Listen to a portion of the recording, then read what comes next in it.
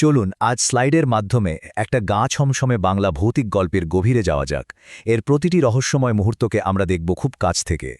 তো গল্পটা শুরু হচ্ছে ঠিক মাঝরাতে। গ্রামের একেবারে শেষ মাথায় একটা পুরনো পরিত্যক্ত বাড়ি। রাতের অন্ধকারে দেখলে মনে হয় যেন একটা বিরাট দৈত্য হাঁ করে আছে। মানে শুরু থেকেই কেমন একটা অশুভ কিছুর ইঙ্গিত, তাই না? আর এই রহস্যের কেন্দ্রবিন্দুতে আছে আমাদের গল্পের মূল চরিত্র রাহুল। সে একজন তরুণ ইউটিউবার। বিভিন্ন রহস্যময় জায়গার আসল সত্যিটা তুলে আনাই তার কাজ। আর এবার তার নিশানা হল এই কুখ্যাত বাড়িটা। স্থানীয় মানুষের মধ্যে এই বাড়িটা নিয়ে প্রচুর ভয় আর নানা কিংবদন্তি। সবাই বিশ্বাস করে এখানে অশরীরী কিছুর আনাগোনা আছে। রাহুলের জন্য এটা একটা বড় চ্যালেঞ্জ, আর সে ঠিক করেছে এই বিশ্বাসের পেছনের কারণটা খুঁজে বের করবেই। ব্যাস, ক্যামেরা অন করে রাহুল পা রাখল সেই ভুতুরে বাড়ির ভেতরে। কি ঘুটঘুটে অন্ধকার, আর চারিদিকে কবরের মতো নিস্তব্ধতা।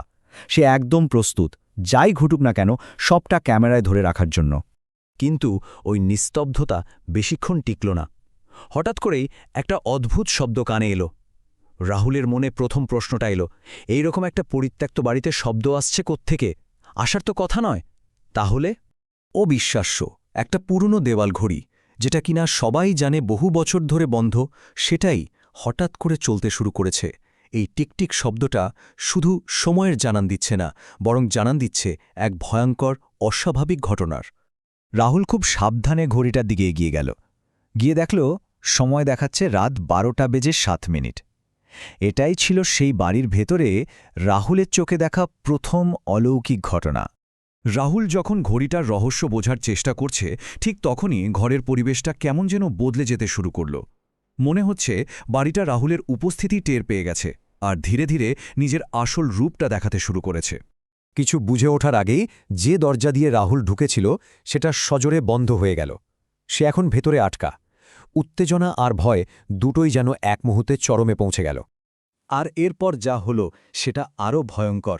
ঘড়ির কাঁটাগুলো আর স্বাভাবিকভাবে চলছে না, একেবারে পাগলের মতো বনবন করে ঘুরতে শুরু করেছে। মনে হচ্ছে সময় এখানে পুরোপুরি নিয়ন্ত্রণের বাইরে চলে গেছে। কি সাংঘাতিক একটা পরিস্থিতি! ঠিক তখনই ঘড়ির ভেতর থেকে ভেসে এলো একটা হিমশীতল অস্পষ্ট কণ্ঠস্বর। একটা সরাসরি প্রশ্ন, যা পরিষ্কার বুঝিয়ে দিচ্ছে যে রাহুল এখানে একদম একা নয়। কেউ বা কিছু একটা তার উপস্থিতি নিয়ে প্রশ্ন করছে। রাহুলের ভয়টা এবার আতঙ্কে পরিণত হল।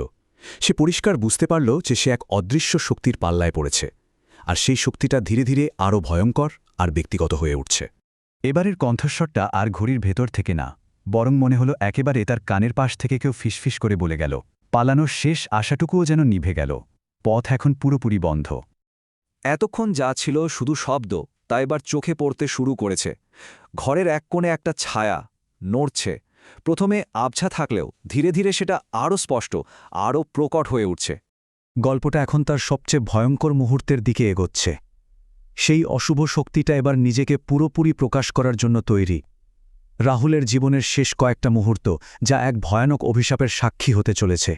দেখুন, কোণের সেই ছায়াটা শুধু বড় হচ্ছে না, বরং ধীরে ধীরে একটা মানুষের মতো আকার নিচ্ছে। একটা অশরীরী অবয়ব, ভাবা যায়। আর ঠিক যেই মুহূর্তে ছায়াটা তার পূর্ণ রূপ নিল, ঘড়িটা হঠাৎ করে থেমে গেল। কাঁটা দুটো আটকে গেছে একটা নির্দিষ্ট সময়, রাত 12:12। এটাই কি তাহলে সেই অভিশপ্ত মুহূর্ত? ঘুড়িটা থেমে যাওয়ার সাথে সাথেই রাতের নিস্তব্ধতা চিরে একটা তীব্র চিৎকার ভেসে এলো। এটা রাহুলের চিৎকার, আর তারপর সব শান্ত, একেবারে পিনপতন নিস্তব্ধতা। চলুন এবার দেখা যাক পরের দিন সকালে কি হল। গ্রামের লোক যখন দরজা খুলে ভেতরে ঢুকল, তারা এক অদ্ভুত আর শীতল দৃশ্যের মুখোমুখি হল। ঘরের ভেতর রাহুলের কোনো চিহ্নই নেই। ঘরটা একদম ফাঁকা। শুধু দেয়ালে ঝুলছে সেই পুরনো ঘড়িটা, আর ঠিক তার নিচেই মেঝেতে পড়ে আছে রাহুলের ক্যামেরা। এটাই একমাত্র সূত্র। গ্রামের লোকেরা যখন ক্যামেরাটা চালু করে, তারা এর শেষ ফুটেজে সেই রাতের ভয়াবহতার প্রমাণ খুঁজে পায়। কিন্তু সবচেয়ে বড় প্রশ্ন হল, ক্যামেরায় ঠিক কী ধরা পড়েছিল? ফুটেজের একদম শেষ দৃশ্য, একটা কালো ছায়া যেটা ধীরে ধীরে ক্যামেরার দিকে, মানে রাহুলের দিকে এগিয়ে আসছে। আর ছায়াটা কাছে আসার সাথে সাথেই স্ক্রিনটা কালো হয়ে যায়। তাহলে রাহুলের কি হলো? ওই ছায়ামূর্তিটা আসলে কি ছিল?